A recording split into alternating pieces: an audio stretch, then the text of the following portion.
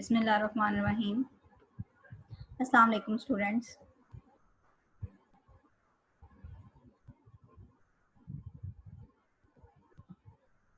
आज जो हमारे नेक्स्ट एक्सरसाइज स्टार्ट हो रही है उसमें सबसे पहले हम वेक्टर्स की कुछ प्रॉपर्टीज के बारे में डिस्कस करेंगे। Vectors both in a plane and in space have following properties. Vectors की प्लेन में और स्पेस में ये जो अभी मैं डिस्कस करूंगी ये प्रॉपर्टीज वेक्टर होल्ड करते हैं। Let's say we have 3 vectors in a plane और in a space. Let's say A and B belongs to R. A and B आपके पास कोई नंबर्स हैं जो कि आर रियल नंबर से आप बिलोंग करते हैं। Then we have the following properties कि अगर दो वेक्टर्स u प्लस वी किया जाए तो v प्लस यू होता है। इस प्रॉपर्टी को हम क्या कहते हैं? Commutative property. इसी तरह से 3 वेक्टर्स के लिए हमारे पास 3 वेक्टर्स को ऐड किया जाए इस तरह से तो आप कहते हैं एसोसिएटिव प्रॉपर्टी। अगर किसी वेक्टर को उसी के ऑपोजिट वेक्टर के साथ यानी सिर्फ डायरेक्शन ऑपोजिट हो बट मैग्नीट्यूड इक्वल ऐड किया जाए तो आपके पास 0 आता है। This is called inverse of vector addition. Inverse of vector addition. अब एक आपके पास स्केलर है v प्लस डब्ल्यू, आपके पास 2 वेक्टर हैं तो ये स्केलर इन दोनों वेक्टर के साथ मल्टीप्लाई होगा। This is called distributive property. Next आपके पास है a b इंटू यू एक वेक्टर है। अब आप देखें a भी आपके पास एक रियल नंबर है, b भी रियल नंबर है तो आपके पास क्या होगा? a एंड b इनका प्रोडक्ट और फिर ये प्रोडक्ट मल्टीप्लाई होगा किसके साथ? u के साथ। तो इसको आप क्या कहते हैं? Scalar multiplication. नेक्स्ट है 7.2 एक्सरसाइज हम स्टार्ट कर रहे हैं। क्वेश्चन 1 है आपके पास लेट पॉइंट ए गिवन है, बी पॉइंट गिवन है and C find A B to A B minus C B. ये 3 पार्ट हैं जो कि आपने फाइंड आउट करने हैं। हम पहले पार्ट 1 करते हैं। पार्ट 1 में हमें क्या गिवन है? ए बी के पॉइंट गिवन है और सी के पॉइंट गिवन है। पार्ट 1 के लिए हमें क्या चाहिए? A B. तो ए बी के लिए हम क्या करते हैं? बी माइनस ए, तो बी का पहला पॉइंट माइनस ए का पहला पॉइंट, आई प्लस बी का दूसरा पॉइंट 1 माइनस ए का दूसरा पॉइंट इंटू जे, और इसको प्लस माइनस करने से आपके पास ए बी ये आ गया। अब देखिए नेक्स्ट में आपके पास ए बी चाहिए। ए बी आप यहाँ आपने पहले में फाइंड आउट कर लिया है। नेक्स्ट में आपने क्या करना है?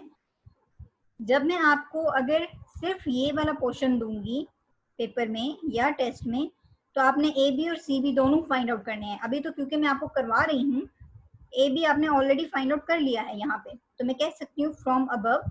इस तरह से ए बी फाइंड आउट कर लिया और सी बी आपको फाइंड आउट करना आता है। देन हमने 2ab माइनस सी बी करके वैल्यूज पुट की और इसको सिर्फ सॉल्व कर लिया। थर्ड क्वेश्चन आपके लिए है as a home task. Question 2 है let u v and w find identical vector और नंबर। आपने ये 3 वेक्टर्स फाइंड आउट करने हैं। लेट्स से अगर पहला वेक्टर मैं कहती हूँ u आपके पास है i plus do J minus के, ये v है, इसी तरह से ये w है। तो इसके लिए हम क्या करेंगे? u की वैल्यू प्लस 2, v की वैल्यू प्लस w, और अब 2 को मल्टीप्लाई कर दें। यहाँ पे स्केलर मल्टीप्लिकेशन यूज हो रही है। मल्टीप्लाई करने के बाद इन सबको ऐड करें तो आपके पास गिवन वेक्टर रिक्वायर्ड वेक्टर की वैल्यूज आ जाती हैं।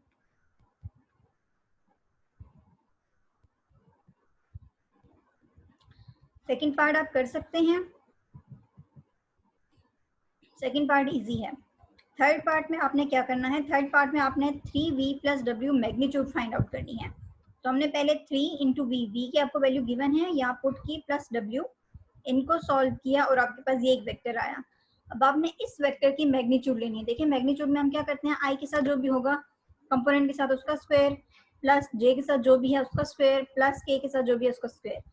14 square plus minus 7 whole square plus 9 whole square. तो ये इनको सब करने से आपके पास क्या आया? √326, जो कि इसका आंसर है। नेक्स्ट टॉपिक है आपके पास direction cosine. The direction cosine can be calculated from the component of vector and its magnitude through the relation. ये आपके पास वेक्टर कोसाइन के रिलेशंस हैं और वेक्टर कोसाइन के लिए आपके पास हम नेक्स्ट क्वेश्चन करते हैं, उससे आपको इजी हो जाएगा। Question 3, find the magnitude of vector v and right the direction cosine of v। Magnitude आप फाइंड आउट करते रहे हैं, अब आपने direction of cosine find out करनी है। v आपको गिवन है, v की आपने मैग्नीट्यूड फाइंड आउट कर ली। इस तरह से मैग्नीट्यूड फाइंड आउट करनी आती है सबको। फिर आपने क्या किया, एक यूनिट वेक्टर फाइंड आउट किया, v का यूनिट वेक्टर। यूनिट वेक्टर कैसे फाइंड आउट करते हैं, v डिवाइडेड बाय मैग्नीट्यूड, तो v ओवर मैग्नीट्यूड। अब यहाँ से ये मैग्नीट्यूड में i के नीचे, j के नीचे, k के नीचे अलग अलग कर सकती हूँ, स्प्लिट कर सकती हूँ। यहाँ पे मैंने स्प्लिट कर लिया। स्प्लिट करने के बाद जो i के साथ जो भी वैल्यू है, j के साथ जो भी वैल्यू है, k के साथ, ये तीनों वैल्यू अलग अलग मेरे पास क्या है, डायरेक्शन कोसाइन ऑफ v। इसी तरह से आप नेक्स्ट क्वेश्चन भी ट्राई कर सकते हैं। नेक्स्ट पार्ट है find alpha so that alpha i plus alpha plus 1j plus 2k, ये जो आपके पास साइन है ये किसका है, मैग्नीट्यूड का, इक्वल्स टू 3। क्योंकि आपको पता है ये साइन मैग्नीट्यूड का है, तो मैं इनको अंडर रूट i के साथ जो भी है अल्फा स्क्वायर, j के साथ अल्फा प्लस 1 स्क्वायर, 2 स्क्वायर, इनका स्क्वायर ओपन किया, यहाँ होल स्क्वायर का फॉर्मूला ओपन किया। फिर मैंने क्या किया, ऑन स्क्वेयरिंग बोथ साइड पे मैंने स्क्वायर ले लिया। स्क्वायर लेने से अंडर रूट कैंसिल आउट हो गया और इधर 3 का स्क्वायर 9 आ गया, और ये 4 प्लस 1 5 हो गया। Alpha square 2 alpha square. 9 को मैं इस साइड भी ले आई तो -9 हो गया, प्लस माइनस किया तो -4 हो गया। फिर मैंने 2 को कॉमन लेके डिवाइड कर दिया, तो यहाँ से 2 कॉमन हो गया, alpha square plus alpha minus 2 equals to 0। फिर मैंने फैक्टराइजेशन की, फैक्टराइजेशन आप सबको आती है। फैक्टराइजेशन में हम क्या करते हैं, पहला और आखिरी वाले को मल्टीप्लाई करते हैं और ट्राई करते हैं कि कोई ऐसा आपके पास कॉम्बिनेशन आए जिसको ऐड करने से और या सब्ट्रैक्ट करने से ये मिड गिव टर्म बन जाए। तो 2 अल्फा, यहाँ से 2 और इधर से 1, इनको मल्टीप्लाई करने से -2 आता है, जो कि आपके पास 2 और 1 -2 प्लस 2 माइनस अल्फा,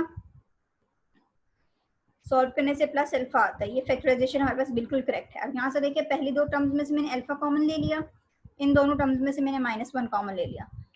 अगर आपकी फैक्टराइजेशन बिल्कुल ठीक होगी तो आपके पास ये कॉमन के फैक्टर्स सेम होंगे, अल्फा प्लस 2 ये दोनों सेम होंगे।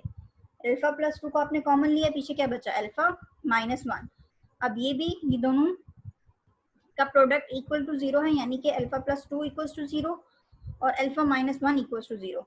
यहाँ से +2 मैंने इस साइड पे लेके गई तो क्या हो गया, -2, और ये अल्फा का -1 इस साइड पे लेके आई तो क्या हो गया, +1। इसको हम इस तरह से सॉल्व कर सकते हैं और अल्फा की हमारे पास 2 वैल्यूज आ जाती हैं। Find a unit vector in the direction of this vector v। Given आपके पास v है, v की मैग्नीट्यूड हमने फाइंड आउट कर ली, v का यूनिट वेक्टर फाइंड आउट कर लिया। In the direction of v कहा था, इस वेक्टर के लिए इसी का यूनिट वेक्टर फाइंड आउट करना था, इसलिए मैंने इसकी ही वेक्टर को लेके इसी की मैग्नीट्यूड से डिवाइड कर दिया, तो आपके पास यूनिट वेक्टर फाइंड आउट हो गया। Thank you class. If you have any problem, you can discuss with me.